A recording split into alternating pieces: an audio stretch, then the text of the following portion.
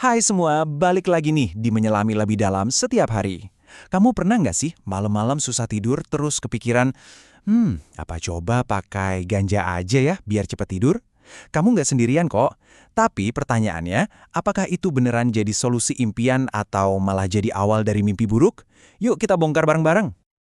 Oke, kita langsung to the point aja ya. Soal ini tuh benar-benar jadi perdebatan. Ada yang bilang ganja itu dewa penyelamat tidur mereka, tapi ada juga yang bilang sebaliknya. Jadi mana yang benar nih?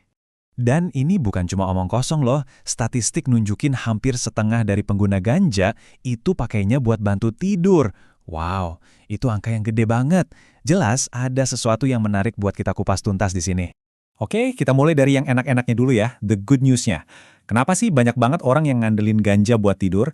Ternyata ada penjelasan ilmiah yang cukup masuk akal di baliknya. Manfaat utama yang sering banget disebut-sebut itu adalah bisa mengurangi latensi awal tidur. Itu bahasa kerennya, tapi simpelnya gini, ganja bisa bantu kita lebih cepat terlelap. Ini ngebantu banget, apalagi buat kita-kita yang otaknya suka ngajak maraton mikir pas mau tidur.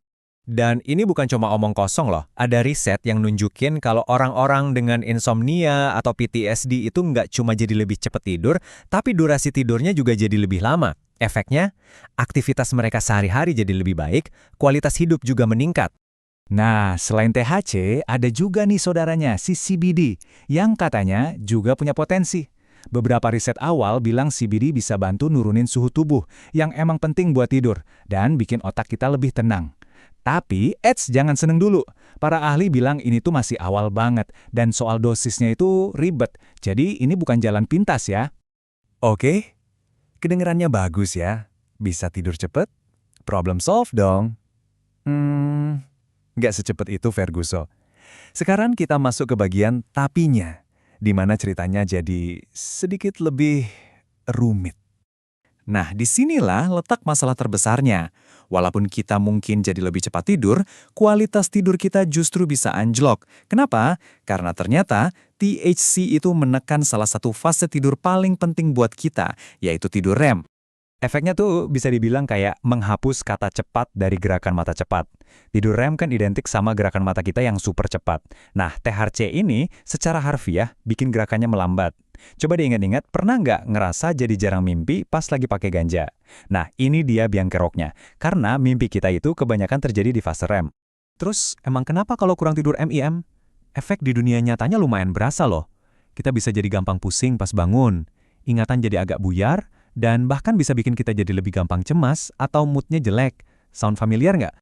Dan ceritanya belum selesai guys. Masalahnya bisa jadi lebih dalam lagi, kayak lingkaran setan yang susah banget diputusin. Kalau kamu pernah coba berhenti atau sekedar istirahat sejenak, mungkin kamu pernah ngalamin ini. Tiba-tiba mimpi jadi aneh dan intens banget, kayak nonton film surrealis gitu. Nah tenang, kamu nggak lagi aneh kok. Itu namanya pantulan rem, di mana otak kita lagi berusaha balas dendam buat ngejar semua tidur rem yang kemarin-kemarin hilang.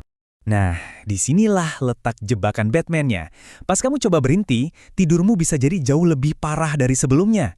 Ini yang disebut insomnia pantulan. Dan hal ini bisa bikin kamu salah kaprah, mikir kalau kamu butuh ganja buat tidur. Padahal justru ganjanya lah yang bikin masalah ini makin parah dalam jangka panjang. Dan datanya ngomong hal yang sama loh. Serius, sebuah studi besar nemuin kalau risiko insomnia itu 45% lebih tinggi pada orang yang pakai ganja dibanding yang enggak. 45%. Belum lagi kalau udah jadi kebiasaan, kita bisa ditendang keluar dari zona tidur ideal, yaitu 7-9 jam. Pengguna berat itu 64% lebih mungkin tidur kurang dari 6 jam, dan 76% lebih mungkin tidur lebih dari 9 jam. Dua-duanya nggak bagus, dan bisa nambah risiko masalah kesehatan di masa depan. Oke, banyak banget ya yang kita bahas, dari yang bagus-bagus sampai yang kurang bagus. Jadi, intinya apa sih yang perlu kita ingat dari semua ini? Intinya tuh gini, ini soal untung rugi, trade-off. Di satu sisi, kamu bisa dapat manfaat jangka pendek, yaitu tidur lebih cepat. Tapi di sisi lain, kamu harus bayar dengan kualitas tidur jangka panjang yang menurun dan resiko terjebak dalam lingkaran ketergantungan. Ada cerita menarik nih dari kreator yang jadi sumber kita. Dia coba istirahat sebulan, dan dia bilang perubahannya emang gak drastis, tapi secara keseluruhan, dia ngerasa jauh lebih seger. Mungkin pesannya adalah, ini bukan soal berhenti total selamanya, tapi lebih ke gimana kita bisa lebih sadar dan bijak aja sama pemakaiannya.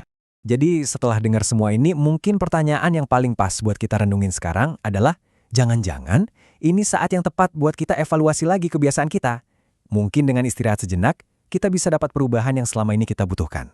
Gimana? Udah dapat pencerahan kan? Kalau kalian suka sama pembahasan kayak gini, langsung aja pencet tombol like-nya. Jangan lupa share ke teman-teman kalian. Dan yang paling penting, subscribe biar nggak ketinggalan konten seru lainnya. Aku pengen banget dengar pendapat kalian loh. Langsung aja drop di kolom komentar ya. Sampai ketemu lagi.